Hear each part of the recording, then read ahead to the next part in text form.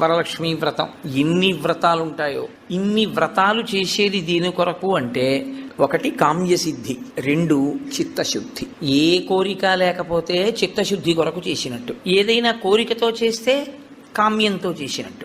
రెండిటిని అనుగ్రహించగలిగి ఉంటాయి. ఇలా రెండిటిని అనుగ్రహించగలిగినటువంటి వ్రతములు మీరు ఏ కోరిక కోరుకోకపోయినా తప్పకుండా ఇది మాత్రం మీరు చెయ్యండి. చెయ్యడం చేత మీరు ప్రత్యేకంగా కోరకపోయినా మీ మనసులో ఏది ఉంటుందో అది తీరుతుంది అని చెప్తాయి శాస్త్రాలు. వరలక్ష్మీ వ్రతాన్ని ప్రత్యేకమైన కోరికతో ఎవరు చెయ్యరు. వరలక్ష్మీ వ్రతం చేసేస్తారంతే.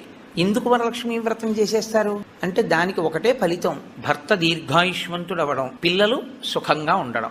ఈ రెండు ప్రత్యేకంగా కోరి వ్రతం ఏ ఆడది చెయ్యదు. ప్రతి ఆడదానికి ఉండే కోరిక ఈ రెండే. కాబట్టి వరలక్ష్మీ వ్రతం ప్రత్యేకంగా చెయ్యాలా కోరికతో, లేకపోతే ఏ కోరిక లేకపోయినా చెయ్యాలా అంటే ఆ కోరిక నీకు ఎప్పుడూ ఉంటుంది. కాబట్టి వరలక్ష్మీ వ్రతం చేయడమే.